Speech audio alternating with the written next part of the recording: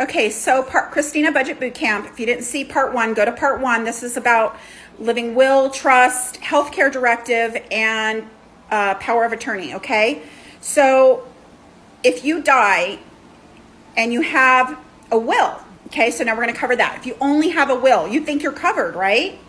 No, you're not. You still have to go to probate because your assets have to pass from you, the person, or the person who died, to whoever the beneficiaries are, and the state has to determine that.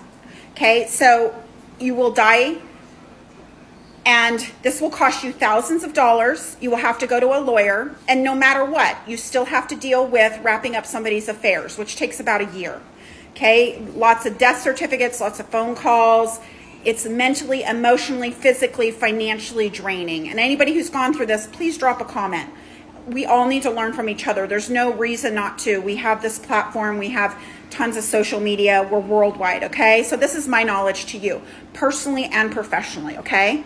So I'm doing a series. So this is just a little follow-up to video one, okay? So keep following along. This is going to be about what happens when somebody dies or not dies financially, okay?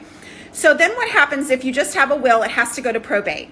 If you live in Nevada, I have a friend currently, very smart, intelligent woman. They didn't have a will or a trust. I mean, they're kicking themselves, okay? So not only did she have to deal with this tragedy and normal kind of setting up funeral arrangements, she has to now go through taking care of going through a lawyer, paying it, not getting the assets immediately, okay?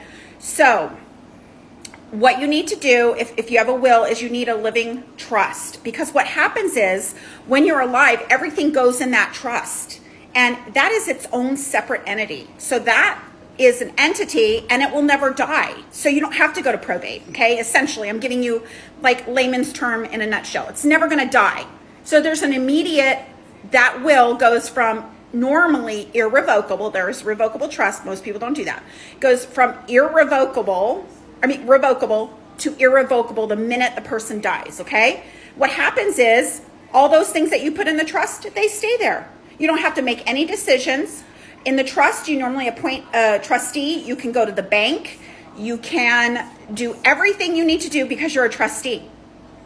No probate, no waiting to pay bills, no waiting to get beneficiary money, no dealing with this extra step, okay?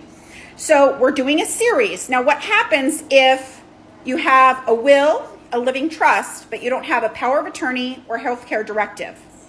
Go to part 3 in this series, extremely important.